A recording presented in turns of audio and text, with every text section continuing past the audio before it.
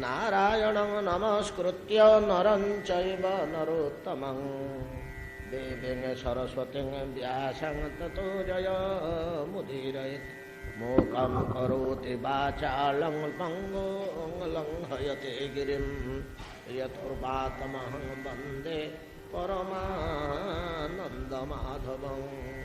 यत्कृपातमहं वन्दे परमानन्दमाधवं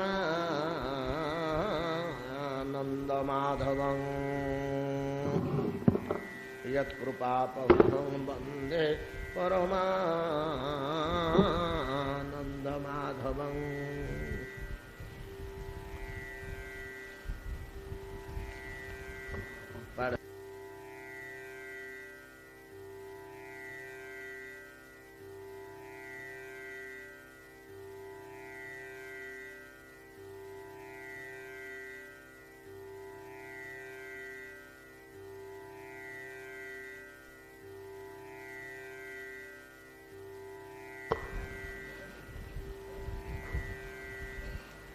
नारदस्य च संवादस्ततः प्रयव्रतं द्विजा नाभिस्ततोऽनुचरित ऋषभस्य भरतस्य च द्वीपवर्षसमुद्राणां गिरिनद्योपवर्णनं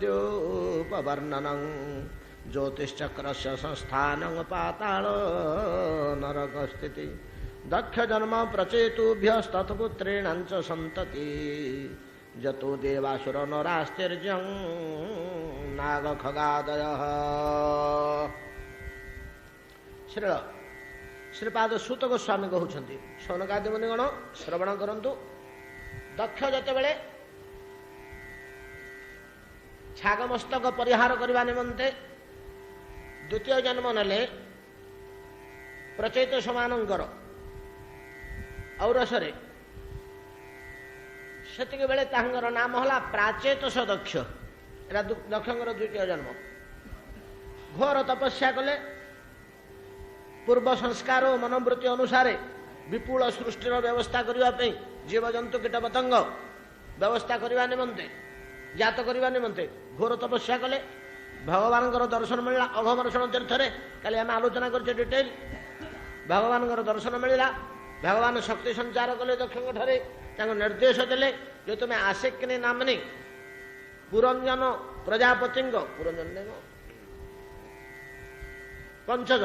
पंचजन नामक प्रजापति कन्या आसेक्नि से समर्था परम तपस्विनी तांकरी पानी ग्रहण पूर्वक संतान जात कर भगवान शक्ति भगवान आदेश नहीं दक्ष आसले आसनिकर पानी ग्रहण करी एक समय रे प्रथमे मनुष्य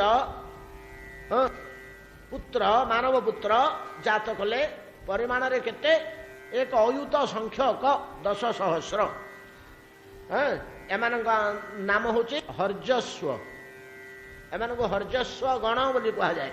एमाने समस्ते एक मन एक प्राण एक आत्मा एक आकृति एक रंग एक स्वभाव एक चरित्र एका भलिया गठन ए सब सामंजस्य थिला। तपो प्रभाव रे दक्ष शिक्षा देले पाठ पढ़ेले सेमानक भितर सृष्टि प्रति प्रेरणा उत्पन्न कले। तो आदेश देले अरण्य भितर जाई घोर तपस्या कर तप शक्ति बल रे मुझे तुम मानक 10,000 जात कली तमें लक्ष लक्ष कोटि कोटि प्राणी जात कले तो भर्ती हो विश्व कौन प्राणी रे एटा विसर्ग व्यवस्था। विसर्ग केमी चेष्टा चली जगत रे सृष्टि रे जीव उत्पन्न और जीवकूल विस्तार निमंते कि प्रकार चेष्टा चली प्राकृतिक ढंग से प्रकृति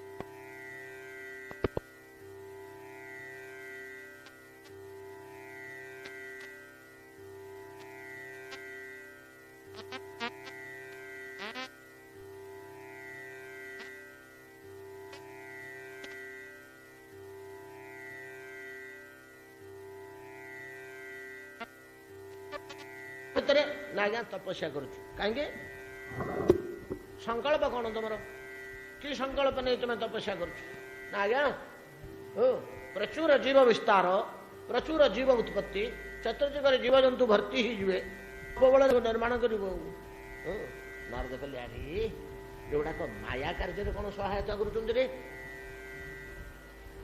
माया कार्य कौन सहायता कर माया को अरे मायार कार्य नहीं कि जीव जगत विस्तार तो ईश्वर इच्छा आ सबुड़ा तो ईश्वर इच्छा कौटा ईश्वर इच्छा नुह सृष्टि उत्पत्ति वो मायार विलास एटा कौन सब ईश्वर इच्छा नुहे कि सब तो ईश्वर इच्छा एटा कौन एमती कर हौ हौ किसी कहले हरे पिले प्रथम प्रश्नटा मन रखि था आज्ञा काली मुझे हरे पिले तमें जो सृष्टि कर कहूच तुम्हें सृष्टिर अंत कौन जान ना आज्ञा सृष्टि कौटी सरी आम तो जानू आ तुम तो सृष्टिर अंत जान मूर्ख हरजर्ष गण सब प्रयोग कर मूर्ख गुड़ाक किसी पाठ पढ़ तुम तो सृष्टिर अंत जान आ तुम सृष्टि कर कौन बहुत कथा कहते कल आम डिटेल आलोचना करचे अच्छा तमें सृष्टि जीव विस्तार करने समर्थ कि नहीं तपस्या कर तुम से कि नहीं गोटे परीक्षा करूँ तो तुमको मु केतटा प्रश्न बचाऊँगी गोटे गोटे कर कहल तार उत्तर बोली 8टी प्रश्न बचारे कहीं 8टी प्रश्न पचारे से 4 प्रश्न आमर कल आलोचना हो सारी आउ 4टी प्रश्न रही कौन से 8टी प्रश्न पचारे 8टी प्रश्न कहते अरे तमें से देश को जानिच कि एपरी एक देश अच्छी जो देश में जड़े मात्र पुरुष ना आज्ञा आम सेमतिका देश जानू आम सेमतिका देश जानू अच्छा तमें एपरी एक रमणी की जान कि जो रमणी बहुरूपिणी ना आज्ञा सेमती स्त्री लोक कौटी अच्छे आम जानू जे हाँ बहुरूप धारण कर अच्छा तुम्हें एपरी एक व्यक्ति को जान कि जो व्यक्ति व्यभिचारिणी पति नहीं कि कल आम आलोचना करगुड़ा ना ना आज्ञा सेमती लोक आम जानू हाँ एमती गोटी गोटी करी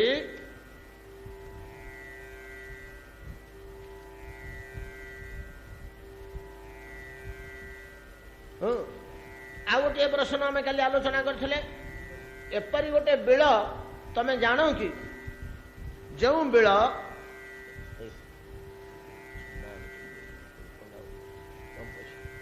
भोग लगे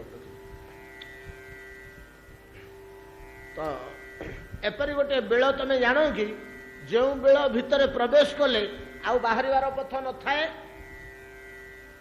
आउ कौन थे एपरी गोटे नदी तुम्हें जान कि जो नदी उभय पट को बहुची साढ़े पर्वत आड़े बहुची आड़े समुद्र आड़े बहुची उभय दिग को प्रवाहित होता नदी विषय तुम्हें जान ना ना गोटे घर तमें देखीच कि जो घरटा 25टा पदार्थ या से घर देखीच ना ना आज्ञा सेमती घर देखिनु अच्छा एमती गोटे हंस तमें देखीच कौटी जानिच ता विषय जो हंसर कूजन सब पक्षी घर सब पक्षीर कूजन तार कूजन भितर अच्छी जो पक्षी जमी राबिब सब ता भितर अच्छी जे समस्त पक्षी राब कूजन तार से स्वर रही भाया पक्षी विषय तुम्हें जान हंस विषय जान ना आज्ञा सेमती जान अच्छा गोटे चक्र अच्छी जो चक्र धार केवल ना चक्रटार अग्रभाग शेष भाग धार थाए तीक्षण जहाँ नेमी कह जाए छुरिका खड़ग वज्र भल्लुक इत्यादि सबू खंजा है जान ना ना आज्ञा आ तुम तो युवाक जान आ तुम सृष्टि कौन कर तो मूर्ख गुड़ाक किसी पाठ पढ़ आज्ञा कौन आप सब विचित्र कथा कहे ये देश ये व्यक्ति ये नदी ये गृह ये हंस एगुड़ा कौन आम जानू ना देख तुम चेष्टा कर एतक जो दिन जानी पकईब से दिन तुम जीव सृष्टि करने समर्थ हो एतक जो दिन जानी पकईब से दिन बहुत जीव सृष्टि करने को तुम समर्थ हो जाओ ଜାଣ। ଏତିକି କହିକିରି ନାରଦ ଚାଲିଗଲେ କି ପ୍ରାଚେତ ସେମାନେ ଲାଗିଲେ ଅନୁସନ୍ଧାନରେ। ଆଉ ଏଠି ଭାଗବତ ଗୋଟିଏ କଥା କହୁଛନ୍ତି ଯେ ଅହଙ୍କାର ଏଠି ପ୍ରାଚେତ ସେମାନଙ୍କୁ ଶିଖେଇ ଦେଇ ଗଲେ ଏତିକି, ଆରେ ତମେ ଜାଣିଛ ଯେ ଆମେ ଜାଣିଛୁ, ଆମେ ବହୁତ ଜ୍ଞାନ ଲାଭ କରୁଛୁ, ଆମେ ସୃଷ୍ଟି ବିଚାର କରି ପକେଇବୁ, ଜୀବ ଜଗତ ସୃଷ୍ଟି କରି ପକେଇବୁ, ଏ ଅଭିମାନଟି ଥିବା ପର୍ଯ୍ୟନ୍ତ ତମେ କିଛି କରିପାରିବନି। ଏ ଅହଙ୍କାର ପରିତ୍ୟାଗ ପୂର୍ବକ ତୁମେ ଏ 8ଟା ପ୍ରଶ୍ନ ସମାଧାନ କର। ଏଠି ବତେଇ ଦେଇ ପଳେଇଲେ। ହର୍ଯସ୍ୱ ମାନେ କ'ଣ କଲେ ନା ଯେତେବେଳେ ଅହଙ୍କାର ତ ଆପେ ଲୋପ ପାଇଗଲା ତାଙ୍କର। କେମିତି ନା ଯେତେବେଳେ ସେ ଅନୁଭବ କଲେ, ହର୍ଯସ୍ୱ ଗଣ ଯେତେବେଳେ ଅନୁଭବ କଲେ ଯେ ଇଏ ପ୍ରଶ୍ନର ଗୋଟିଏ ହେଲେ ଉତ୍ତର ଆମେ ଦେଇପାରିଲୁନି, କି ସୃଷ୍ଟିର ଅନ୍ତ ଆମେ ଜାଣିନୁ, ସୃଷ୍ଟିର ଅନ୍ତ ଆମେ ଆଉ ଜାଣିପାରିନୁ, ତାହେଲେ ଆମର କି ଜ୍ଞାନ ଅଛି? ଏତିକି ଜାଣିଲେ ତ ଅଭିମାନ ଗଲା। ଆଉ କ'ଣ? ମୁଁ ଜାଣିଛି ବୋଲିକିରି ଯେ ପର୍ଯ୍ୟନ୍ତ ଭାବନା ରହିଛି ତାର ନାଁ ତ ଅହଙ୍କାର। ଅହଂ ଜ୍ଞାତା, ଅହಂ ପଣ୍ଡିତ, ଅହಂ ବିଜ୍ଞ, ମୁଁ ଜାଣେ, ମୁଁ ବୁଝେ।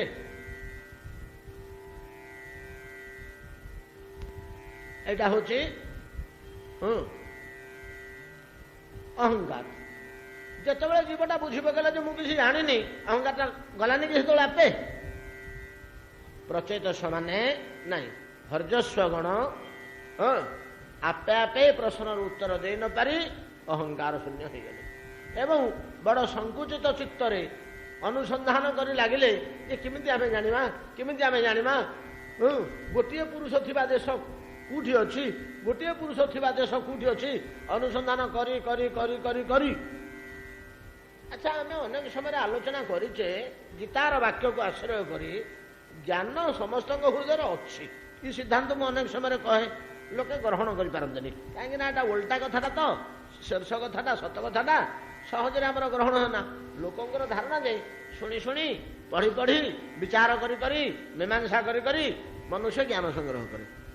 କିନ୍ତୁ ପ୍ରକୃତରେ ନୁହେଁ। ଶାସ୍ତ୍ର କହୁଛନ୍ତି ଜ୍ଞାନ ତମ ହୃଦୟ ଭିତରେ ଅଛି, ତମେ ଅନୁସନ୍ଧାନ କଲେ ଗୋଟିଏ ଗୋଟିଏ ଗୋଟିଏ ଗୋଟିଏ ବାହାରିବ। ଅନୁସନ୍ଧାନ କଲେ, ଖୋଜିଲେ, ସେଟା କେମିତି ଖୋଜିବ? ଛାତିକି ଚିରିକିରି ତା ଭିତରେ ଖୋଜିବ, ଚଷମା ପିନ୍ଧିକିରି କୋଉଠି ଅଛି ଜ୍ଞାନ ହାତ ପୁରେଇ ଧରାନିକିରି? ନାଇଁ, ମାନସିକ ସ୍ତରରେ, ବୌଦ୍ଧିକ ସ୍ତରରେ ଅନୁସନ୍ଧାନ କଲେ ନିରଭିମାନ ଭାବରେ, ଅଭିମାନ ଶୂନ୍ୟ ହେଇ ଯଦି ଆମେ ଅନୁସନ୍ଧାନ କରିବା ତାହେଲେ ଆମକୁ ଜ୍ଞାନ ଗୋଟିଏ ଗୋଟିଏ ମିଳିଯିବ। ଏଇ ରୀତିରେ ନିରଭିମାନ ଭାବରେ ହର୍ଯସ୍ୱ ଗଣ ଯେତେବେଳେ ଅନୁସନ୍ଧାନ କଲେ, ସେମାନେ ବୁଝିଗଲେ ଧୀରେ ଧୀରେ ଗୋଟିଏ ପୁରୁଷ ଥିବା ଦେଶ, କାଲି ଆମେ ଆଲୋଚନା କରିଛେ, ସମଗ୍ର ବିଶ୍ୱ ସୃଷ୍ଟି, ସମଗ୍ର ସୃଷ୍ଟି, କୋଟି ବ୍ରହ୍ମାଣ୍ଡ, ଏ ସବୁଗୁଡ଼ାକ ହେଲା ଗୋଟିଏ ଜିନିଷ, ତା ଭିତରେ ଭଗବାନ ହେଉଛନ୍ତି ଏକମାତ୍ର ପୁରୁଷ, ନାଇଁ କି? ଆଲୋଚନା କରିଛେ। ପ୍ରବେଶ କରି ବିଳ ଭିତରେ ଆଉ ଫେରି ନ ପାରିବା, ଯେଉଁ ବିଳରୁ ଆଉ ପ୍ରତ୍ୟାବର୍ତ୍ତନ ପଥ ନାହିଁ, ଏଭଳିଆ ବିଳ କ'ଣ? ପରମାର୍ଥ ପଥ, ମୁଖ୍ୟ ପଥ। ଯଦଗତ୍ୱା ନ ନିବର୍ତ୍ତନ୍ତେ ତଦ୍ଧାମ ପରମଂ ମମ। ଇଏ କାହିଁକି ବିଳ ବୋଲି କୁହାହେଇଛି କାଲି ଆଲୋଚନା କରିছে, ଆଜି ଆଉ ସେ ନାହିଁ, ଆମେ ଘଟେଇ ପାରିବାନି। ପରମାର୍ଥ ପଥ ବା ଭଗବତ ପଥ, ଈଶ୍ୱର ଉପାସନାର ପଥ, ସେଇ ପଥରେ ପାଦ ଦେଲେ ଆଉ ଫେରିପାରିନି। ସେ ଚାଲିଲା ସେଡ଼କୁ ସେଡ଼କୁ, ଅପ୍ରତିହତ ଗତି। ସେ ପଡ଼ୁ ଉଠୁ 5 ଜନ୍ମ ଲାଗୁ, 50 ଜନ୍ମ ଲାଗୁ, ସେ ଧୀରେ ଧୀରେ ଧୀରେ ମୁଖ୍ୟ ପଥ ବା ପରମାର୍ଥ ପଥ ହେଲା ପ୍ରତ୍ୟାବର୍ତ୍ତନ ନ ହେଇପାରିବା ବିଳ, ନାଇଁ କି? ବହୁରୂପିଣୀ ନାରୀ କାଲି ଆଲୋଚନା କରିଛି। ବହୁରୂପିଣୀ ନାରୀ ହେଉଛି ଯେ ତ୍ରିଗୁଣମୟୀ ମାୟା, କେତେବେଳେ ରଜମୟୀ ହେଇଯାଉଛି, କେତେବେଳେ ସତ୍ୱମୟୀ ହେଇଯାଉଛି, କେତେବେଳେ ତମମୟୀ ହେଇଯାଉଛି, କେତେବେଳେ ଭୟଙ୍କର ରୂପିଣୀ ହେଇଯାଉଛି, କେତେବେଳେ କମନୀୟ ଲୋଭନୀୟ ରୂପିଣୀ ହେଇଯାଉଛି, କେତେବେଳେ ଶାନ୍ତ ଭଦ୍ର ରୂପିଣୀ ହେଇଯାଉଛି, କେତେବେଳେ ପରମ ଆକର୍ଷଣୀୟ, କେତେବେଳେ ପରମ ବର୍ଜନୀୟ, ତା ପାଖକୁ ଯିବାକୁ ଭୟ ଲାଗୁଛି, କେତେବେଳେ ପରମ ଆଦର୍ଶ ସ୍ଥାନୀୟ। ସତ୍ୱଗୁଣ ତମ ଗୁଣ ରଜଗୁଣ। ରଙ୍ଗ ତ ବଦଳି ଯାଉଛି ଆଉ କଣ, କେତେବେଳେ ଧଳା, କେତେବେଳେ ନାଲି, କେତେବେଳେ କଳା। ଅଜାମ ଏକାମ ଲୋହିତ ଶୁକ୍ଳ କୃଷ୍ଣା, ଏ ହଉଛି ମାୟା, ବହୁରୂପିଣୀ ମାୟା। ଆଉ ଗୋଟିଏ ପ୍ରଶ୍ନ କାଲି ଆମର କାଲି ସମାଧାନ ହେଇଛି ଯେ ବ୍ୟଭିଚାରିଣୀ ପତି ଗୋଟେ ଲୋକଟେ ଅଛି ଯେ ସେଟା ବ୍ୟଭିଚାରିଣୀ ପତି, ସେ ଲୋକଟାକୁ ଜାଣ କି ନା ହରଜସ? ଖୋଜି ଖୋଜି ଖୋଜି ଖୋଜି ନିଜର ଜ୍ଞାନ ବଳରେ ହରଜସ୍ୱଗଣ ଅନୁଭବ କଲେ ଯେ, ହରଜସ୍ୱଗଣ ଅନୁଭବ କଲେ ଯେ ଜୀବାତ୍ମନ ହଉଛି ବ୍ୟଭିଚାରିଣୀ ପତି। କିନ୍ତୁ ବ୍ୟଭିଚାରିଣୀ କିଏ? ବୁଦ୍ଧି ଓ ମନ। ଏ ମନ ଯାହା କହିଲା, ଏ ମୁଣ୍ଡରେ ଯାହା କଳ୍ପନା ଉଠିଲା, ଯାହା ଚିନ୍ତାଧାରା ପଶିଗଲା, ଯାହା ବୁଦ୍ଧି ଦୂଷିଗଲା, ସେଇଟା ହିଁ କରିଯାଉଛି, ସେଇଟା ହିଁ କରିଯାଉଛି ଜୀବାତ୍ମା। କିନ୍ତୁ ଏଇ ମନଟା, ଏଇ ବୁଦ୍ଧିଟା ବ୍ୟଭିଚାରିଣୀ ତ? ଏମାନେ ଗୋଟିଏ କଥାରେ ସ୍ଥିର ହୋଇ ରହୁଛନ୍ତି କି? ଯେପରି ବ୍ୟଭିଚାରିଣୀ ରମଣୀ ଏକ ପତିରେ ସ୍ଥିର ହୋଇ ରହେ ନା, ସେମିତି ଗୋଟିଏ ବିଚାର, ଗୋଟିଏ ଚିନ୍ତନ, ଗୋଟିଏ ଧାରାରେ ଏ ମନ ବୁଦ୍ଧି ସ୍ଥିର ହୋଇ ରହନ୍ତିନି। ହଁ ଈଶ୍ୱର ଈଶ୍ୱର ଏମିତି ସ୍ଥିର ହୋଇ ରହୁଛି କି? ଆଜି ଏଇଟା କାଲି ସେଇଟା, କାଲି କୋଉଠି ଧନ, କୋଉଠି ପୁତ୍ର, କୋଉଠି ଯଶ, କୋଉଠି ସମ୍ମାନ, କୋଉଠି ସୁଖ, କୋଉଠି ସମ୍ଭୋଗ, କୋଉଠି ପ୍ରତିଷ୍ଠା ବୁଲୁଛି ତ। ବ୍ୟଭିଚାରିଣୀ ବୁଦ୍ଧି, ବ୍ୟଭିଚାରିଣୀ ମନ, ୟାର ପତି କିଏ? ସେ ଜୀବାତ୍ମା। ସବୁଗୁଡାକ ପରମାର୍ଥ ଜିନିଷ ଗୁଡ଼ିକ। ଏକ ପୁରୁଷମୟ ଦେଶ ଈଶ୍ୱର, ଏକ ପୁରୁଷ, ପରମାର୍ଥ ପଥ, ଅପ୍ରତ୍ୟାବର୍ତ୍ତିତ ବିଳ, ବ୍ୟଭିଚାରିଣୀ ବହୁରୂପିଣୀ ନାରୀ ମାୟା ଏବଂ ବ୍ୟଭିଚାରିଣୀ ପତି ମୁଁ ଜୀବାତ୍ମା। ବ୍ୟଭିଚାରିଣୀ ଦ୍ୱାରା କବଳିତ, ସେ ଯେମିତି ଯେତେବେଳେ ବତଉଛି ମୁଁ ସେମିତି ଚାଳିତ ହଉଛି। ଗଲା ଚାରି। ଏ ଚାରୋଟିର ପରେ ପଞ୍ଚମ କାଲି ଆମେ ଯାହା ଆଲୋଚନା କରିଛେ, ପଞ୍ଚମ ପ୍ରଶ୍ନ ପଚାରିଥିଲେ କଣ ନା ନଦୀ। ଆରେ ହରଜସ୍ୱଗଣ, ଏମିତି ଗୋଟିଏ ନଦୀ ଅଛି ଯେ ପର୍ବତ ଆଡୁ ସମୁଦ୍ର ଆଡକୁ ମଧ୍ୟ ବହୁଛି, ସମୁଦ୍ର ଆଡୁ ପର୍ବତ ଆଡକୁ ମଧ୍ୟ ବହୁଛି, ଏପଟରୁ ସେପଟକୁ ବହୁଛି। ଉଭୟ ଦିଗରେ ଗତି କରିପାରୁଥିବା ନଦୀ। ନଦୀଟା ଉଭୟ ଦିଗକୁ ଗତି କରିପାରେ କି କୋଉଠି ହେଲେ?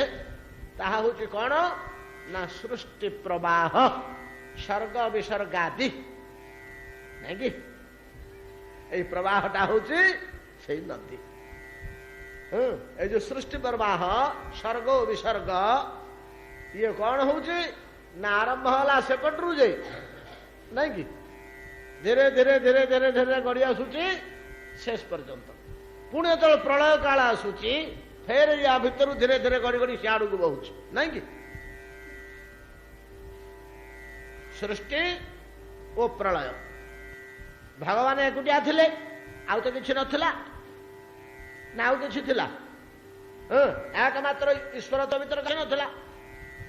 ସେଇଠୁ ବାହାରିଲା ବୁଦ୍ଧି ତତ୍ଵ, ତା ତରୁ ବାହାରିଲା କାଳ ତତ୍ଵ, ନାଇଁ ବୁଦ୍ଧି ତତ୍ଵ ନାଇଁ ମାୟା, ବାହାରିଲା ମାୟା, ତାପରେ ବାହାରିଲା କାଳ, ତାପରେ ବାହାରିଲା ମହତ୍, ତାପରେ ବାହାରିଲା ଅହଙ୍କାର, ତାପରେ ବାହାରିଲା ତନ୍ମାତ୍ର ବା ତ୍ରିବିଧ ଅହଙ୍କାର, ତାପରେ ବାହାରିଲା ତନ୍ମାତ୍ର, ତନ୍ମାତ୍ର ପରେ ପଞ୍ଚମହାଭୂତ, ପଞ୍ଚମହାଭୂତ ପରେ ତ ବୃକ୍ଷଲତା, ବୃକ୍ଷଲତା ପରେ ଜୀବଜନ୍ତୁ, ଜୀବଜନ୍ତୁ ପରେ ଦେବତା ମନୁଷ୍ୟ, ପୂର୍ଣ୍ଣାଙ୍ଗ ହେଇଗଲା। ପୁଣି ଯେତେବେଳେ ସୃଷ୍ଟି ପ୍ରଳୟ କାଳ ଆସିବ, ପ୍ରଥମେ ଦେବତା ମନୁଷ୍ୟ ଲୋପ ପାଇବେ, ତାପରେ ବୃକ୍ଷଲତା ଜୀବଜନ୍ତୁ ଲୋପ ପାଇବେ, ତାପରେ ବୃକ୍ଷଲତା ଲୋପ ପାଇବେ, ତାପରେ ଜଳ ଶୂନ୍ୟ ହବ, ତାପରେ ଅଗ୍ନି, ନାଇଁ କି? ଯୋଉ ପଞ୍ଚମହାଭୂତ ଯେମିତି ବାହାରୁଛି, ଆକାଶ, ଆକାଶରୁ ବାୟୁ ବାହାରିଲା, ବାୟୁରୁ ଅଗ୍ନି ବାହାରିଲା, ଅଗ୍ନିରୁ ଜଳ ବାହାରିଲା, ଜଳରୁ ପୃଥିବୀ ବାହାରିଲା, ସେମିତି ପୃଥିବୀ ଜଳରେ ପଶିଯିବ, ଜଳ ଅଗ୍ନିରେ ପଶିଯିବ, ଅଗ୍ନି ବାୟୁରେ ପଶିଯିବ, ବାୟୁ ଆକାଶରେ ପଶିଯିବ, ଆକାଶ ତନ୍ମାତ୍ରରେ ପଶିଯିବ, ତନ୍ମାତ୍ର ଅହଙ୍କାରରେ ପଶିଯିବ, ଅହଙ୍କାର ବୁଦ୍ଧିରେ ପଶିଯିବ, ବୁଦ୍ଧି ମାୟା ଆଉ କାଳରେ ପଶିଯିବ, ମାୟା ଆଉ କାଳ ଭଗବାନଙ୍କ ଭିତରେ ପଶିଯିବ। ଆଉ ଥରେ ସେ ଏକୁଟିଆ ହେଇ ରହିବ। ଏଇଟା ତ କ୍ରମ ସୃଷ୍ଟି, କ୍ରମ ପ୍ରଳୟ। ଇଏ ଏପରି ଗୋଟେ ନଦୀ ଯେ ସିଆଡୁ ଇଆଡେ କିଛି କାଳ ବହୁଛି, କେତେଦିନ ଗଲା ପରେ ସମୁଦ୍ର ଆଡୁ ପାଣି ପର୍ବତକୁ ଉଠୁଛି। ଏଇ ଜ୍ଞାନ ହର୍ଜସ୍ୱମାନଙ୍କ ହୃଦୟରେ ଆପେ ଜାତ ହେଲା, ଆପେ ଜାତ ହେଲା। ନଦୀ ହରେ ହର୍ଜସ୍ୱଗଣଙ୍କୁ ପଚାରିଥିଲେ 25ଟି ପଦାର୍ଥରେ ନିର୍ମିତ ଗୃହ ବିଷୟରେ ତମେ ଜାଣ ନା? ଆଜ୍ଞା ଆମର ତ ଘର ତିଆରି କରିଦେଇଥିଲେ ବାପା, ଆମେ ଜନ୍ମ ହେଲା ବେଳକୁ आम घर तैयारी मोटे देखिनु शुणुचु इटा सीमेंट बाली रे तैयारी होली आ 25टा जिनिस तो जानिनु 25टा पदार्थ रे निर्मित गृह बा पुरा होची एई शरीर ए शरीर बा देह ये होची 25टी पदार्थ रे निर्मित आम जानिचे केते थर आलोचना करछे ना कि कौन कौन हाँ पंच ज्ञानेन्द्रिय पंच कर्मेन्द्रिय पंच तन्मात्र पंच महाभूत पंच प्राण अष्टादश तत्व निर्णय कले मनोबुद्धि अहंकार नहीं मनोबुद्धि अहंकार 5 मन 25 प्रकृति बोली आम साधारण लोक मैंने कहते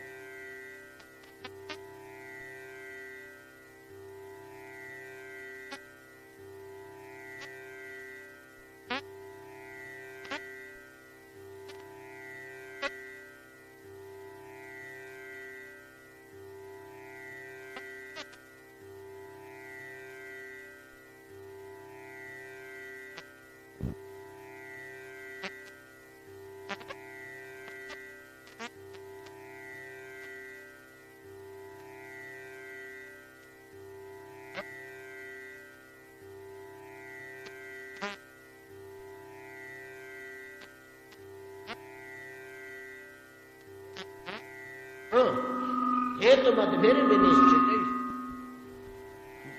ब्रह्मसूत्र रे जहाँ निर्णय कराई हो अर्जुन से मूलगिरी धर ऋषिभेर बहुधा गीतम छंदोभेर विविध प्रथम छंद भी बोले उपनिषद विभिन्न स्थान में विभिन्न कथा कहुई छंदोभेर विविध पृथक ब्रह्मसूत्र पदश्चैव हेतु मतभेद विनिश्चित ब्रह्मसूत्र रे जहाँ निर्णय करा सेटा कहूँ मूल जिनिस जहा हो 25 तत्व निर्मित 25टी पदार्थ निर्मित ये शरीर ये 25 रु गोटे अभाव हेले आउ घरटा रोनी तात्पर्य या 25टा थिबा दरकार 25टा जो गोटे लुप्त होगा घरटा भुशुड़ी पड़ो आउ रही केवल अग्नि जदि लोप होगा केवल वायु जदि लोप होगा केवल जल जदि लोप होगा पंच प्राण रु गोटे प्राण जदि लुप्त होगा पूरा नहीं कि पंच तन्मात्र गोटे तन्मात्र जदि लुप्त होगा एपरिक पंच इंद्रिय मान भितर गोटे इंद्रिय जदि लुप्त हो संपूर्ण ताले घर भांगी आम कहवा अनेक लोक तो अच्छा जार बाक शक्ति ना जार गमनागमन शक्ति ना पाद ना जार आदान प्रदान शक्ति नहीं आदान प्रदान शक्ति ना इंद्रियटा अच्छी इंद्रिय जो बाह्य जांत्रिक स्थूल अवयवटा उपकरणटा दरकार उपकरणटा ना इंद्रियटा कौड़े जीव इंद्रियटा कौड़े जीव इंद्रिय बिना 25टा पूर्ण ना घर तैयारी हो पारे जहा हो ये है 25टी पदार्थ निर्मित होता गृह शरीर नदी गोटे हंस अच्छी बोली नारद कही जार कु जन बड़ विचित्र से कुपक्षी भाया सी कूजन करे से हंसटीर कलनाद हंसर नाद साधारण नाद किंतु से केतबेले कु भाया कुपक्षी भाया आवाज करे हर्ष से मैंने गंभीर भाव चिंता कले चिंता करी करी करी करी करी करी हंस शब्दर अर्थ प्रथम धरले हंस क्षीर नीर को अलग करि पारे ये भलिया हंस केश हो जे बहु प्रकार कथा कहू वेद बा शास्त्र वेद अद्वैत बोली से कहते ईश्वर द्वैत बोली से कहते ईश्वर अद्वैताद्वैत बोली शास्त्र ही कहते नहीं कि केतबेले सृष्टि विषयक केतबेले यज्ञ विषयक केतबेले परमार्थ विषयक यज्ञ भल नहीं जोग साधन कर केतबेले जोगर नहीं कि भक्तर देखा सबू कथा सब प्रकार सिद्धांत जड़े कहते शास्त्र कौ सिद्धांत शास्त्र ना कौ जिनिसटा वेद ना अद्वैतवाद ना ना द्वैतवाद ना साकार उपासना पद्धति ना ना निराकार उपासना पद्धति ना ନିରୀଶ୍ୱରବାଦ ନାହିଁ, ନିରୀଶ୍ୱରବାଦ ମଧ୍ୟ ଅଛି। କର ବୋଲି କୁହାଯାଉନି, କର ନା ବୋଲି କୁହାଯାଉଛି, କିନ୍ତୁ ହଂସର ନାଦ ତ। ବିଧି ମଧ୍ୟ ଅଛି, ନିଷେଧ ମଧ୍ୟ ଅଛି। ବିଧି ଏଗୁଡାକ, ଏଇ ଜିନିଷ ଗୁଡାକ ବିଧି, ଏଗୁଡା କର। ଏଇ ଜିନିଷ ଗୁଡା ନିଷେଧ, ଏଗୁଡା କର ନା। କିନ୍ତୁ ଉଭୟଟା ତ ଉଚ୍ଚାରଣ କରୁଛନ୍ତି। ସେ କୋଉଟା କରିବ ତାକୁ ବି ଉଚ୍ଚାରଣ କରୁଛନ୍ତି, କୋଉଟା ନ କରିବ ତାକୁ ବି ଉଚ୍ଚାରଣ କରୁଛନ୍ତି। ଅତ ଏପରି ଏକ ହଂସ ନାଦ କଳରବ ପୂଜନ ବଡ ବିଚିତ୍ର। ଯୋଉ ପକ୍ଷର ନାଦ ତମେ ଶୁଣିବାକୁ ଚାହୁଁଛ ତାଠୁ ଶୁଣିବ, ସେ ହେଉଛନ୍ତି ଶାସ୍ତ୍ର ବା ବେଦ। ସମସ୍ତ ସିଦ୍ଧାନ୍ତ ବେଦ ଭିତରେ ରହିଛି, ସବୁ ପ୍ରକାର ସିଦ୍ଧାନ୍ତ। ସେଇଥିରୁ ଗୋଟିଏ ଗୋଟିଏ ସିଦ୍ଧାନ୍ତ ତୋଳି ନେଇ ଗୋଟିଏ ଗୋଟିଏ ସମ୍ପ୍ରଦାୟ ନାଇଁ କି? ଆମେ ଆଲୋଚନା କରୁନେ ଅନେକ ସମୟରେ ଶ୍ଲୋକଟି ତ୍ରୟୀ ସାଂଖ୍ୟ ଯୋଗ ପଶୁପତି ମତଂ ବୈଷ୍ଣବମିତି ପ୍ରଭିନ୍ନେ ପ୍ରସ୍ଥାନେ ପରମଦମିଦଂ ପଥ୍ୟମତ୍ ଇତି ଚ ରୁଚିନାଂ ବୈଚିତ୍ର୍ୟାତ୍ ରୁଜୁ କୁଟିଳ ନାନା ପଥିଜୁ ସଂଗ ନାନା ପଥି ପରଂ ନୃଣାଂ ଏକ ତ୍ୱମସि ପୟସାଂ ଅର୍ଣ୍ଣବୈବ। ସବୁ ପଥର ଲକ୍ଷ୍ୟ ହେଉଛନ୍ତି ଭଗବାନ। ଏକ ଭଗବାନଙ୍କୁ ଲକ୍ଷ୍ୟ କରି ବେଦ ନାନା ପ୍ରକାରର ପଥ ଦେଖାଇ ଦେଇଛନ୍ତି। କାହିଁକି ନାନା ପ୍ରକାରର ପଥ ଦେଖେଇଲେ? ଆଉ ଗୋଟେ ପଥ ଦେଖେଇଥିଲେ ଆମେ ସମସ୍ତେ ସେ ବାଟେ ଯାଇଥାନ୍ତୁ। ତମେ କଣ ସମସ୍ତେ ଗୋଟେ ବାଟରେ ଯିବା ଲୋକ କି? ତମେ ସମସ୍ତେ ଗୋଟେ ବାଟରେ ଯିବା ଲୋକ? ତା କଥା ତମକୁ ସୁଖ ଲାଗୁନି, ତମ କଥା ତାକୁ ସୁଖ ଲାଗୁନି, ତା କଥା ତାକୁ ସୁଖ ଲାଗୁନି। ରୁଚିନାଂ ବୈଚିତ୍ର୍ୟାତ୍, ରୁଚିର ନାନାବିଧ ବୈଚିତ୍ର୍ୟ ଅଛି। ରୁଚିନାଂ ବୈଜାତ ରୁଜୁ କୁଟିଳ ନାନା ପଥେଜୁ ସମ୍ ପରଂ ନୃଣାଂ ଏକ ତ୍ୱମସି ପୟସାଂ ଅର୍ଣ୍ଣବୈବ। ସମୁଦ୍ର ତୁଲ୍ୟ।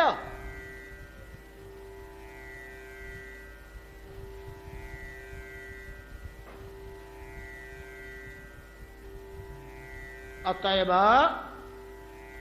ବହୁ ପ୍ରକାର ପୂଜନ କରିପାରୁଥିବା ପକ୍ଷୀ ବିଶେଷ ହଂସ ହେଉଛନ୍ତି ବେଦ।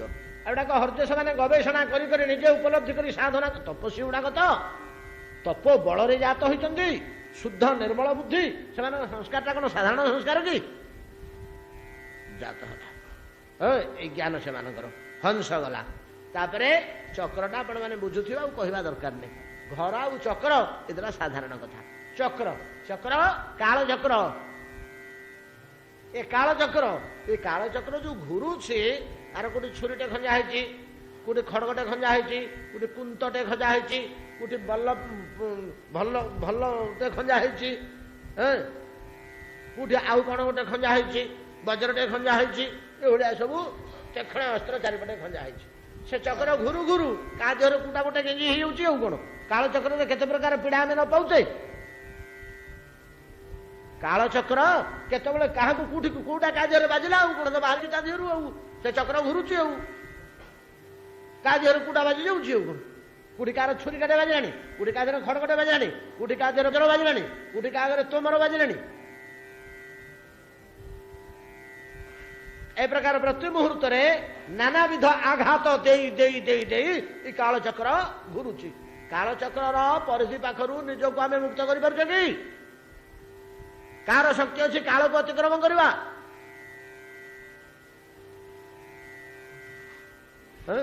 এই প্রকার 8টি প্রশ্ন নারদ পচারিদেলে পিলামানଙ୍କୁ।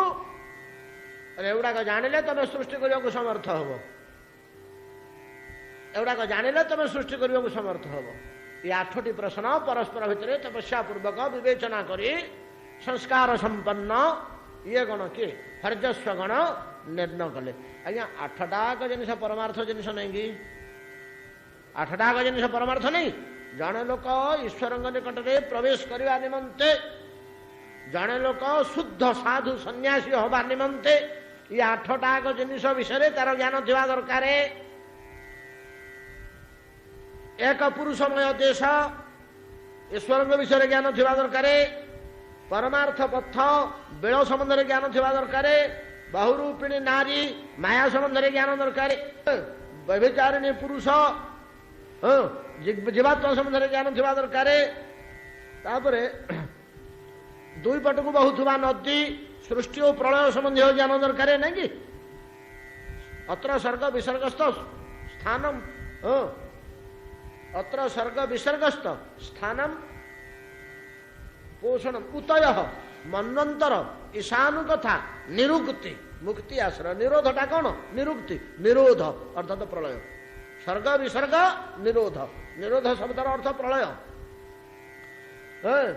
नदी सृष्टि और प्रलय विषय ज्ञान घर सूक्ष्म शरीर स्थूल शरीर संबंधी ज्ञान हंस शास्त्र संबंधी ज्ञान चक्र काल संबंधी ज्ञान ये 8टा ज्ञान आसिले सृष्टिर अंत कौटी आउ अज्ञात रहिबो कि मुख्य ही सृष्टिर अंत जो प्रथम पचार हरे तुम सृष्टि विस्तार करने सृष्टिर अंत कौटी जानिच आमर जन्म मृत्यु जन्म मृत्यु जन्म मृत्यु सृष्टि तो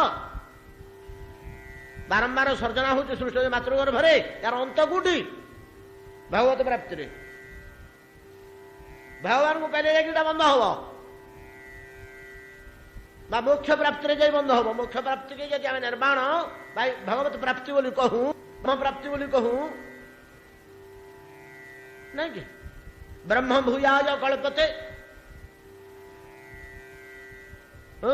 तो से भाया अवस्था को जब मुख्य पथ बोली आम कहूँ तो सहीटा हूँ सृष्टिर अंत आमर आम ये विश्व भितर को आसचे सृष्टि भितर को आसचे जन्म मृत्यु आम चलीटा कौटी सर यार अंत कौटी ईश्वर को पाइले ब्रह्म साक्षात्कार हेले ना रामकृष्ण चरण आरविंदे पहुंचले साकार हो कि निराकार हो तबे जाई सृष्टिर अंत एतक गोटे लोक जाणीगला ता मनटा कुआड़ को जीव संपूर्ण भिक्षु पथ को जीवनी सन्यास पथ को प्राचीन से यही भितर बुड़ी आउ जीव विस्तार कौन लगे भर कंपिटिशन रे संतान जन्म करने को पिता भितर बुद्धि भर्ती करते नहीं कि ये 10,000 पुत्र जन्म करी भर गोटे कंपिटेटिव मनोवृत्ति जागृत करते ये कहे मु बेसी छुआ जन्म करी से कहे मु बेसी संतान जात करी ये भाव आसी जाइला एमती गोटे कौशल पूरे देले नारद भितर जे 6 मास गला वर्षे गला 2 वर्ष गला 5 वर्ष गला 10 वर्ष गला पुओ मैंने आसिले घर को दक्ष बोले एत सुंदर बुझे बतई मो पिला ये कह बोल करा पुओ आउ कथा मानिबा पिला एमाने कहीं कुआड़े गले कौन है कि घटना बोली से ये कले चिंता कर बसले किछि काल परे कौटू केमी खबर पाइले जे अये दक्ष आउ तुम पिले अच्छा कि एड़े जटा एड़े दाढ़ी एड़े मुछ करी गोटे गोटे लाउ तुम्बा हाथ में धरी नहीं कि गोटे भिक्षान दे किए बोलुची किए गोटे नाक चिपिक गुफा भितर बस किए गोटे हाथ उतल कर परम ब्रह्म चिंतन करुची दक्ष गले बण भितर बुलले ये साढ़े से साढ़े कहीं गोटे कथा शुणिले समस्ते कहले बापा आसच तो कहीं घर को जो ये रही जाओ आम साथ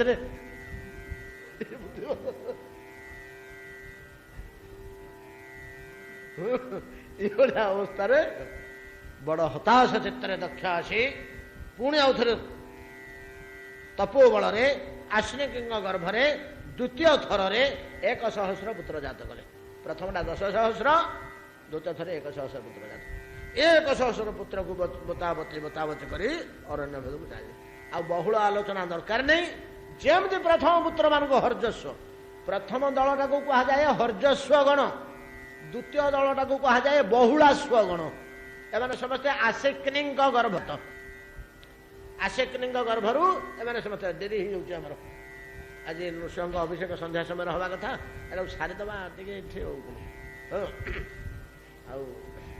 अल्प समय 5 मिनट 3 मिनट सारीदबा बहुलास्व मान को दक्ष पूर्ववत हर्जस्व भाया बतावती करी तपस्या करी सृष्टि निर्माण करने पठेले जो पठेले सी अरण्य भितर तपस्या करुँच उठी संवाद पाइले नारद खोजी खोजी फेरे जुटी गले पाखे कौन बुद्धि मितिका बतईले से 1000 सब तक आज्ञा 999 गोटे हेले घर को फेरी था ना मो बापा जो तुम्हें पठे मुझे कम करी ना सबू तक ईश्वर अभिमुखी होगले विषय अभिमुखी कहीं गोटे हेले सृष्टिर विस्तार केमती हम गोटे हेले सबुटक सेपट को पड़े पूराटा इथर दक्ष भांगी पड़े बड़ा म्रियमाण हो पड़े अत्यंत म्रियमाण हो पड़े अतिरिक्त जो भांगी पड़े आउ खाइले नहीं पीले कार्यटा भंडूर हो ना आज्ञा ये नारद आज्ञा देखो जोड़ा कि भाया लोक दिने घरे जा पहुँचीगले दक्ष घरे पहुँचीगले जो गाड़ी देखते दक्ष जमी देख पकड़े मो घर को आज पहुँचला मोर सर्वस्व नष्ट करपर भर्सना कर भागवत हाँ बहुत गुड़े कठोर गाड़ी देले ये सेमती काठ भूत भाया ढड़ा होती आज्ञा कैसे कि ना हल नहीं कि ना से गाड़ी दे दे दे दे दे हालिया होगले क्लांत केते पार्टी करेंगे आम जमी प्रवचन गला बेले कोटी कोटी 2 घंटा 2.5 घंटा 3 घंटा तार से बंद हो जाऊँगी अति ज्वर हेले क्लांत हेले तार से बंद सी सेमती चुप हो शेष गोटे पद कहले जे देख नारद मु तुमको आज अभिशाप दूची तमे कौन सी स्थान रे गोटे दिन रु अधिका समय रही पार ना रही तुम कमी नष्ट कर घर को बुड़ेब तेणु तुम्हें पलई पलई जीव सांगे सांगे से निष्ठ नहीं आस बोले हाँ भल गोटे दिन तो रहा मिलूँ गोटे घंटा मिलले तो घर बुड़े नहीं पलैबी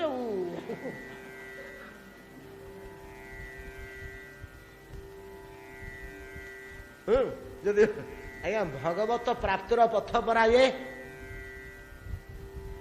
एथरे भगवान को शक्ति सहायता कर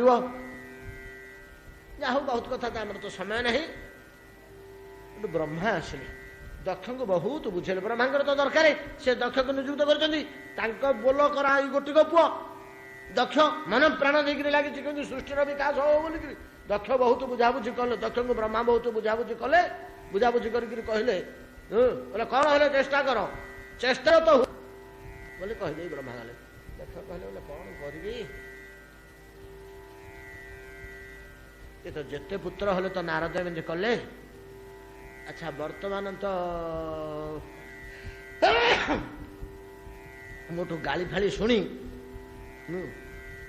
आउरी चिडिकी मोर विरोधी होकर शत्रु होकर अच्छा वर्तमान खास नजर रखिथे आउ पुओ जन्म कर फड़ाक गर्भ भितर से सन्यासी करेंगे या चिंता करी बोले नाई झीउड़े जदि जन्म करी ताहले से गुड़ाकर अधिकार नहीं सन्यास नारद आउ सन्यासिनी करेबे भेक नवा सन्यास ग्रहण करवा आम सनातन धर्म रे पूर्व कौटी दुसुन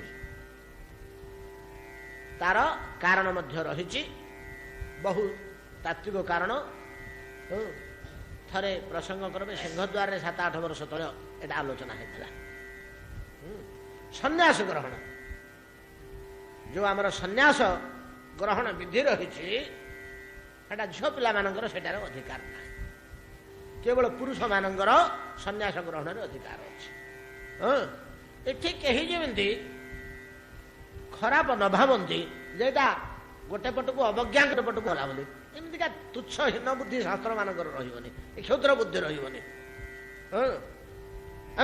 पार्सालिटी करुच कहीं पार्सालिटी हम क्या अवज्ञा कर पुरुष मान उच्च स्थान दि जाए रमणी मान निम्न स्थान दिखाई से सन्यासिनी हो पारे ये भाया कथा ये क्षुद्रता से ना एटा नैसर्गिक विचार उपर निर्भर करे ना जब तुम कौच ना आम समान हबू नि ब्लेड फ्लेड धरिक बस सका उठी किए मना कर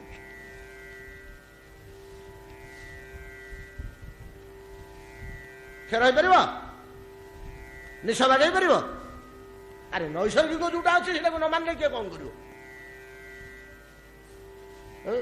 भाया गोटे आमर रही तेणु दक्ष विचार कले यदि कन्या जात करी सृष्टि कार्य मोर सफल हम किंतु सन्यास आउ कर नारद या बोली एका बेलके 60टी कन्या जात कले कन्या गुड़िक अत्यंत पितृपरायणा दक्ष मध्य अत्यंत कन्या वत्सल उपयुक्त शिक्षा दे बढ़ेले बढ़ई परिशेष ब्रह्मांग सहित विचार करी से 60टी कन्यारू 10ଟି କନ୍ୟା ଧର୍ମଙ୍କୁ, 27ଟି କନ୍ୟା ଚନ୍ଦ୍ରମାଙ୍କୁ, 13ଟି କନ୍ୟା କଶ୍ୟପଙ୍କୁ, ନାଇଁ କି ଏମିତି ଅନ୍ୟମାନଙ୍କୁ କାହାକୁ କେମିତି ଦେଲେ। ପରିଶେଷରେ ଆଉ 4ଟି କନ୍ୟା ରହିଲେ। ଏ 4ଟି କନ୍ୟା ପୁଣି ଆଉ ଥରେ କଶ୍ୟପଙ୍କୁ ଦେଲେ। କଶ୍ୟପ ପ୍ରଥମେ ପାଇଥିଲେ 13ଟି କନ୍ୟା, ପୁନର୍ବାର 4ଟି, ଏପରି 17ଟି କନ୍ୟା କଶ୍ୟପ ବିବାହ କଲେ। এই যে 17টি কন্যা কশ্যপ বিবাহ কলে, কশ্যপ ইয়ে হচ্ছেন জনে অসাধারণ তপস্বী, ইয়ে মধ্যে জনে বিচিত্র প্রজাপতি। ইয়াঙ্কর ঘর সংসার সহিত কিছু সম্বন্ধ নাই। ইয়াঙ্কর ভগবান পাদার বিন্দুর যে মুহূর্তে ফেরি আসন্তিনি, কিন্তু গৃহস্থাশ্রমর সৃষ্টিক্রিয়া ঈশ্বর ইচ্ছারে চালিথায়। কহিবা বাহুল্য এই কশ্যপ ও তাহাঙ্কর পত্নী গণ ସ୍ୱର୍ଗ ମର୍ତ୍ତ୍ୟ ପାତାଳର ଯେତକ ଜୀବ ସମସ୍ତଙ୍କର ସୃଷ୍ଟିକର୍ତ୍ତା। ଇଏ ଜଗତ ପିତା, ଜଗତ ମାତା, ଇଏ ହିଁ ଆମର ସୃଷ୍ଟିକର୍ତ୍ତା। ଆମ ପାଖରେ ଦେଖିବା ପାଇଁ ଭଗବାନ ତ ସର୍ବମୟ ସୃଷ୍ଟିକର୍ତ୍ତା, କିନ୍ତୁ କଶ୍ୟପ ଓ ତାହାଙ୍କର ପତ୍ନୀଗଣ ହିଁ ହେଉଛନ୍ତି ଆମର ଏଇ ଜଗତର ସୃଷ୍ଟିକର୍ତ୍ତା। କିପରି ପର୍ଯ୍ୟାୟରେ ଇଏ ଜନ୍ମ କଲେ? ପ୍ରଥମେ ଅଦିତିଙ୍କ ଗର୍ଭରୁ 12 ଆଦିତ୍ୟ, ଏଲେ ଗୋଟି ଗୋଟି କଲେ ଆମର ଆଉ ସମୟ ନାହିଁ, ଗଡ଼ିଗଲାଣି, ଆଉ ଦରକାର ନାହିଁ, ଆମର ଡିଟେଲ ପୂର୍ବେ ହେଇଛି 10 ବର୍ଷ 15 ବର୍ଷ ତଳେ। ଅଦିତିଙ୍କ ଗର୍ଭରୁ 12 ଜଣ ଆଦିତ୍ୟ, 12 ଆଦିତ୍ୟ କୁହାଯାଏ। ତା ଭିତରେ କନିଷ୍ଠ ହଉଛନ୍ତି ବାମନ। ସେଠି ବାମନ ବୋଲି ତାଙ୍କ ନାଁ କୁହା ହଉନି, ଉପେନ୍ଦ୍ର ତାଙ୍କ ନାଁ ହଉଛି ସ୍ୱର୍ଗରେ, ବାମନଙ୍କ ନାଁ ହଉଛି ଉପେନ୍ଦ୍ର, ଅଦିତି। ଦନୁଙ୍କ ଗର୍ଭରୁ ଦନୁଜ ମାନେ ଜାତ ହେଲେ। ୟାଙ୍କୁ ଆମେ ରାକ୍ଷସ ଅସୁର ବୋଲି କହୁ, ଅସୁର ବୋଲି କହୁ। ୟାଙ୍କ ଭିତରେ 61 ଜଣ ପ୍ରଧାନ, ତାଙ୍କର ନାମ ଲେଖ ଅଛି ଭାଗବତରେ, ଆଉ ବାକି ଅନନ୍ତ। ଏସବୁ ଦନୁଙ୍କ ଗର୍ଭରୁ ଜାତ ହୋଇଥିଲେ। ଦିତିଙ୍କ ଗର୍ଭରୁ ଯୋଡ଼ିଏ ପୁତ୍ର ଜାତ ହୋଇଥିଲେ, ହିରଣ୍ୟାକ୍ଷ ଓ ହିରଣ୍ୟକଶ୍ୟପ। ତାପରେ ତାଙ୍କ ବଂଶ ବଢିବାରେ ଲାଗିଲା, ଏମାନଙ୍କୁ କୁହାଯାଏ ଦତ୍ୟ। ଦନୁଙ୍କ ଗର୍ଭରୁ ଯେଉଁମାନେ ଜାତ ହୋଇଥିଲେ ସେମାନେ ଦନୁଜ, ଦିତିଙ୍କ ଗର୍ଭରୁ ଯେଉଁମାନେ ଜାତ ହୋଇଥିଲେ ସେମାନେ ଦତ୍ୟ। ତାପରେ କାଷ୍ଠା, କାଷ୍ଠା ନାମକ ଦକ୍ଷ କନ୍ୟାଙ୍କ ଗର୍ଭରୁ କଶ୍ୟପଙ୍କ ତେଜରେ ଯେଉଁ ଜୀବ ଜାତ ହେଲେ ସେମାନେ ହେଉଛନ୍ତି ଘୋଡ଼ା, ଗଧ, ଖଚର ପ୍ରଭୃତି 1 କ୍ଷୁର ବିଶିଷ୍ଟ ପ୍ରାଣୀ ଗଣ, ଯାର ଗୋଟିଏ ଘୋଡ଼ା। ଓଟ, ଓଟର ଗୋଟିଏ ଘୋଡ଼ା ନା ଆଉ ଫାଳିକିଆ କି? ସେଇଥିପାଇଁ ସେ ବାଲିରେ ଭଲ ଚାଲିପାରେ। ଗୋଟିଏ ଖୁରା ଥିବା ପ୍ରାଣୀ, ଯାହାର ଖୁରାଟା 1 କ୍ଷୁର। ଘୋଡ଼ା, ଗଧ, ଖଚର, ଓଟ ଜାତୀୟ ପ୍ରାଣୀ ଏସବୁ 1 କ୍ଷୁର ପୃଷ୍ଠ ପ୍ରାଣୀ। ଅରଣ୍ୟ ଭିତରେ ଆହୁରି ଅନେକ ପ୍ରକାର ଅଛନ୍ତି। ତାପରେ ହେଉଛନ୍ତି ଅରିଷ୍ଟା। ଅରିଷ୍ଟା ନାମୀ କନ୍ୟାଙ୍କରୁ ଗର୍ଭରୁ ଯେଉଁମାନେ ଜାତ ହେଲେ, ଯେମିତି ଆଦିତ୍ୟ ଗଣ ସ୍ୱର୍ଗରେ ଦେବତା ଗଣ, ଏମିତି ସ୍ୱର୍ଗବାସୀ ଗଣ ଅରିଷ୍ଟାଙ୍କ ଗର୍ଭରୁ ଜାତ ହୋଇଥିଲେ। ତାପରେ ସୁରସା, ସୁରସାଙ୍କ ଗର୍ଭରୁ ଯେଉଁମାନେ ଜନ୍ମ ହେଲେ ସେମାନଙ୍କୁ କୁହାଯାଏ ରକ୍ଷ ବା ରାକ୍ଷସ। ଆମ ଅସୁର ମାନଙ୍କୁ ଆପଣ 3ଟା କ୍ୟାଟେଗୋରୀ, 3 ଜାତି ଅଛନ୍ତି। ଗୋଟେ ହଉଛନ୍ତି ଦନୁଜ, ଗୋଟେ ହଉଛନ୍ତି ଦତ୍ୟ, ଗୋଟେ ହଉଛନ୍ତି ରକ୍ଷ, ଆଉ ଗୋଟେ ଯକ୍ଷ ଅଛି। ଯକ୍ଷଟା ଅଲଗା, ସେଟା କୁବେରଙ୍କର ସେବାକାରୀ। ଏ ରାକ୍ଷସ ଗଣ ଯେଉଁମାନେ ସୁରସାଙ୍କ ଗର୍ଭରୁ ଜାତ ହୋଇଥିଲେ, ଏମାନେ ସମସ୍ତେ କୁବେରଙ୍କର ସମ୍ପତ୍ତିର ଜଗୁଆଳ। ଏମାନେ ମଧ୍ୟ ଦେବଲୋକରେ ରହନ୍ତି। ଦେବଜନୀ, ଗନ୍ଧର୍ବ, ଅପ୍ସରା, ଆଉ ଇଏ କ'ଣ ଏ ଯୋଉ ରାକ୍ଷସ, ଏମାନେ ସବୁ ଦେବଜନୀ, ଦେବରେ ରହନ୍ତି, ରକ୍ଷଗଣ। ଆମେ ରାକ୍ଷସ ସମସ୍ତଙ୍କୁ କହୁ। କେବଳ ଦୁଷ୍ଟ ଦୁରାଚାର ପାତାଳରେ ରହନ୍ତି ଦନୁଜଗଣ ଓ ଦତ୍ୟଗଣ।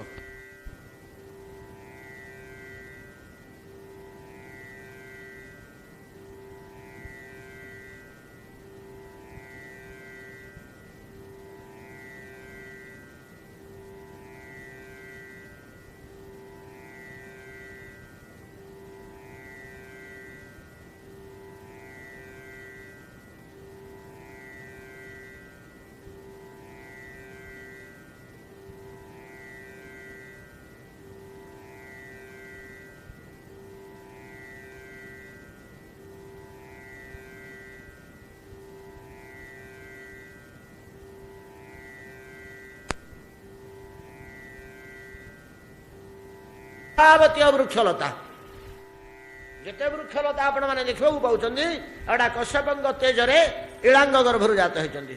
ତାପରେ ହଉଛନ୍ତି ମୁନି, ମୁନିଙ୍କ ଗର୍ଭରୁ ଅପ୍ସରାଗଣ ଜାତ ହେଇଛନ୍ତି। କେତୋଟି ଅପ୍ସରା କାଁ ଭାଁ ବାହାରୁ ଆସିଛନ୍ତି ଉର୍ବଶୀ ପ୍ରଭୃତି, ନହେଲେ ଅପ୍ସରା ଜାତିଟା ମୁନିଙ୍କ ଗର୍ଭରୁ ଜାତ ହେଇଛନ୍ତି। ତାପରେ କ୍ରୋଧବସା ଗୋଟିଏ କନ୍ୟାର ନାମ, କ୍ରୋଧବସାଙ୍କ ଗର୍ଭରୁ ଜାତ ହେଇଛନ୍ତି ଦ୍ୱନ୍ଦ୍ୱଶୁକ ଗଣ। ଦ୍ୱନ୍ଦ୍ୱଶୁକ କହିଲେ କଣ କହିଲେ? ବିଛା ଓ ତଜାତୀୟ ବିଛା ଓ ବୃଶ୍ଚିକ, ବିଛା ଚମ୍ପେଇ ନଳୀ ଅଙ୍ଗଡ଼ା ବିଛା ବିଭିନ୍ନ ପ୍ରକାର ବୃଶ୍ଚିକ ନାହାନ୍ତି, ଛୋଟ ଛୋଟ ସାପ, ଏଇ ଟାଇପର ବିଛା ଜାତୀୟ ବୃଶ୍ଚିକ ଜାତୀୟ ଏମାନେ ସମସ୍ତେ ଜାତ ହେଇଛନ୍ତି କ୍ରୋଧବସାଙ୍କ ଗର୍ଭରୁ। ତାପରେ ତାମ୍ରା, ତାମ୍ରା ନାମରେ କନ୍ୟାଙ୍କ ଗର୍ଭରୁ ଉତ୍ପନ୍ନ ହେଇଛନ୍ତି ଗୃଧ୍ର, ଶ୍ୱେନ, ଚିଲ ଫିଲ ଇତ୍ୟାଦି ଗୁଡାକ ସବୁ ଆମିଷ ଭୋଜି ଶିକାରୀ ପକ୍ଷୀ, ଯୋଉମାନେ ଶିକାର କଲେ ଖାଇବେ, ଅନ୍ୟ ଖାଦ୍ୟ ଖାଇବେନି, ଫଳମୂଳ ଖାଇବେନି, ନିଜେ ଶିକାର କରିବେ ଭକ୍ଷଣ କରିବେ, ନିଜେ ମାରିବେ ଜୀବ ଭକ୍ଷଣ କରିବେ। ଇତ୍ୟାଦି ଶିକାରୀ ପକ୍ଷୀ ଶ୍ଵେନ ଗୃଧ୍ରାଦି ଏମାନେ ଆମିଷ ଭୋଜି ପକ୍ଷୀ ତାମ୍ରାଙ୍କ ଗର୍ଭରୁ ଜନ୍ମ ହେଇଛନ୍ତି। ତାପରେ ସୁରଭି, ସୁରଭି ନାମରେ କନ୍ୟାଙ୍କ ଗର୍ଭରୁ ଜାତ ହେଇଛନ୍ତି ଗୋ, ମହିଷ, ଶାଗ, ଗୟଳ ପ୍ରଭୃତି ଦୁଇ ଖୁର ବିଶିଷ୍ଟ ଜନ୍ତୁ, ଯାହାର ଦି ଫାଳିଆ ଖୁରା, ଖୁରାଟା ଦି ଫାଳ, ଦୁଇ ଖୁର ପଶୁ ମାନେ ସୁରଭିଙ୍କ ଗର୍ଭରୁ ଜାତ ହେଇଛନ୍ତି। ତାପରେ ଶରମା, ଶରମା ନାମିନୀ କନ୍ୟାଙ୍କ ଗର୍ଭରୁ ହିଂସ୍ର ଶିକାର କରୁଥିବା ଆମିଷାଦି ପଶୁ ବ୍ୟାଘ୍ର, ସିଂହ, ଗଧିଆ, ହେଟା, କୁକୁର, ବିରାଡ଼ି, ବଣଭୁଆ, ଛୋଟଠୁ ବଡ଼ ପର୍ଯ୍ୟନ୍ତ ଏ ଜାତୀୟ ଜୀବ ଗୁଡାକ ଆମିଷାସୀ, ଶିକାରୀ ଓ ହିଂସ୍ର, ହିଂସା ବୁଦ୍ଧି ଥିବା ପଶୁ, ଏମାନେ ଶରମାଙ୍କ ଗର୍ଭରୁ ଜାତ ହେଇଛନ୍ତି।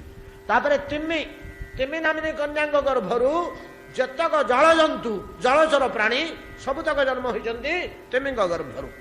ତାପରେ ବିନତା, ବିନତାଙ୍କ ଗର୍ଭରୁ ଯୋଡ଼ିଏ ଜନ୍ମ ହୋଇଛନ୍ତି ପୁଅ, ଗୋଟିଏ ହଉଛନ୍ତି ଗରୁଡ଼, ଗୋଟିଏ ହଉଛନ୍ତି ଅରୁଣ, ଜ୍ୟେଷ୍ଠ ପୁତ୍ର ଗରୁଡ଼ ଭଗବାନ ବିଷ୍ଣୁଙ୍କ ବାହନ, ଦ୍ୱିତୀୟ ପୁତ୍ର ଅରୁଣ ସୂର୍ଯ୍ୟଙ୍କ ସାରଥୀ, ବଡ଼ ବିଚିତ୍ର, ଯେମିତି ରଥୀ ସେମିତି ସାରଥି ସେମିତି ରଥ ମଧ୍ୟ।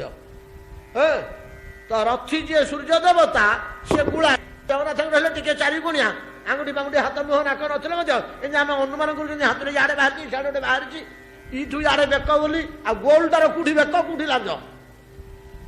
ରଥୀ ହେଲା ଏଇଭଳିଆ, ରଥ ହେଲା ଏକ ଚକା, ସୂର୍ଯ୍ୟଙ୍କର ରଥ ଏକ ଚକା। ଆଜ୍ଞା ସାରଥୀର ପାଦ ନାହିଁ, ଆଣ୍ଠୁଠୁ ତଳକୁ ନାହିଁ, ଅରୁଣଙ୍କର ପାଦ ନାହିଁ, ପାଦ ବିହୀନ ପୁତ୍ର, ଉଭୟ ପାଦ ବିହୀନ ପୁତ୍ର ଅରୁଣ। ଅରୁଣଙ୍କର ଯୋଡ଼େ କୋଟି କୋଟି ସନ୍ତାନ ସିନା ଜନ୍ମ କରିଛନ୍ତି ଅନ୍ୟ ମା ମାନେ, ଏ ବିନତା ହିଁ ୟା ଭିତରେ ପରମ ଭାଗ୍ୟଶାଳୀ। ଯୋଡ଼ିଏ ପୁଅ ଜନ୍ମ କରିଛନ୍ତି, ଯୋଡ଼ିଟାକ ହରିପରାୟଣ, ଈଶ୍ୱର ଭକ୍ତି ସମ୍ପନ୍ନ, ଶାନ୍ତ, ଶୀଳ, ନମ୍ର, ବିଚାରବନ୍ତ, ଶୃଙ୍ଖଳିତ ଜୀବନ। ତ ତିମି ବିନତା ଗଲେ। କଦ୍ରୁଙ୍କ ଗର୍ଭରୁ ଜନ୍ମ ହୋଇଛନ୍ତି ନାଗଗଣ। ଆଚ୍ଛା ଏଇ ଯୋଉ ସାପ ଗୁଡାକ ଆମେ ଦେଖୁଛେ ଏଗୁଡା ଦ୍ୱନ୍ଦ୍ୱସୁକ ଭିତରେ ଯିବେ। ପୂର୍ବରୁ ଯୋଉ କ୍ରୋଧବସା କନ୍ୟାଙ୍କ ଗର୍ଭରୁ ଦ୍ୱନ୍ଦ୍ୱସୁକ ମାନେ ଜନ୍ମ ହୋଇଛନ୍ତି, ସେମାନଙ୍କ ଭିତରେ ଯିବେ ସାପ ଗୁଡାକ। ନାଗ କାହାକୁ କୁହାଯାଏ? ଯାହାର ଫଣା ଅଛି। ଫଣା ନଥିବା ସାପ ଗୁଡାକ ଦ୍ୱନ୍ଦ୍ୱସୁକ ଭିତରେ ଯିବେ। ନାଗ କେବଳ କୁହାଯାଏ ଯୋଉମାନଙ୍କର ଗୋଟେ ଫଣା, ପାଞ୍ଚଟା ଫଣା, ସାତଟା ଫଣା, 10ଟା ଫଣା, 7 ସହସ୍ରାଧିକ ଫଣା ଥିବା ନାଗ। କଦ୍ରୁଙ୍କ ଗର୍ଭରୁ ଏମାନେ ସମସ୍ତେ ଜାତ ହେଇଛନ୍ତି। ତା ପତଙ୍ଗୀ ବୋଲି ଗୋଟିଏ କନ୍ୟା, ପତଙ୍ଗୀଙ୍କ ଗର୍ଭରୁ ଏଇ ଯୋଉ ଗୃଧ୍ର, ଶ୍ଵେନ ପ୍ରଭୃତି ପକ୍ଷୀ ଗୁଡାକୁ ଛାଡ଼ିଦେଲେ ଆଉ ଯାବତୀୟ ଯେତେ ପକ୍ଷୀ ଆମେ ଦେଖୁଛେ ଅରଣ୍ୟରେ, ବନରେ, ବିଲମାଳରେ, ଘର ପାଖରେ ବୁଲୁଛନ୍ତି, ସବୁ ପକ୍ଷୀ ଗୁଡିକ ଜାତ ହେଇଛନ୍ତି ପତଙ୍ଗୀଙ୍କ ଗର୍ଭରୁ। ବାକି ରହିଲେ ଶେଷକୁ ଜାମିନୀ, ଜାମିନୀଙ୍କ ଗର୍ଭରୁ ଜାତ ହେଇଛନ୍ତି ସଲଭ ଗଣ। ସଲଭ କହିଲେ କଣ? ଆମେ ଯୋଉଟାକୁ ପତଙ୍ଗ ବୋଲି କହୁଛେ, ଏଇ ଯୋଉଗୁଡାକ ସବୁ ଆଲୁଅ ଦେଖିଲେ ଆସିକରି ପଡନ୍ତି, ଛୋଟିଆ ଛୋଟିଆ ଫେରେଙ୍ଗି, କଙ୍କି, ଝିଟିକା, ଏଇ ଜାତୀୟ ପତଙ୍ଗ ବୋଲି ଯାକୁ ଆମେ କହୁଛେ, କୀଟ ପତଙ୍ଗ କହୁନେ। ଏମାନଙ୍କ ସବୁ ଏମାନେ ହେଲେ ପତଙ୍ଗ। ଡାଁସ, ମାଛି, ଏଇ ଟାଇପର ଜନ୍ତୁ ଗୁଡିକ ହେଲେ ପତଙ୍ଗ। ଏମିତି 17 କନ୍ୟାଙ୍କ ଗର୍ଭରୁ ଏ ସମସ୍ତ ବିଶ୍ୱ ବିସ୍ତାର ଲାଭ କରିଛି। ଆମର ସୁତ ଗୋସ୍ୱାମୀ କହିଥିଲେ हे सनकादि मुनिगण मु आपण मानक पूर्वे कहि आसीछि कौन कहिछि सूत्र गणना क्रमे कहिथिले तो प्राय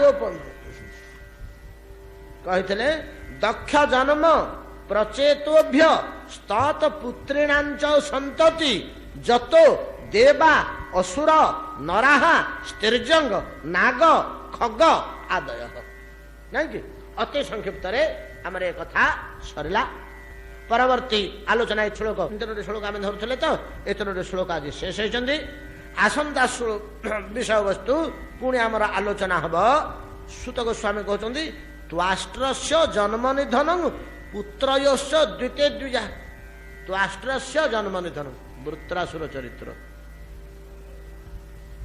आरंभ हम आमर वृत्रासुर चरित्र मोर निवेदन समस्ते शुणे से चरित्र एति शिक्षा जिनिस रही भितर वृत्रासुर चरित्र रे एति शिक्षणीय जिनिस रही जाना जिनिस समस्ते शुणा किंतु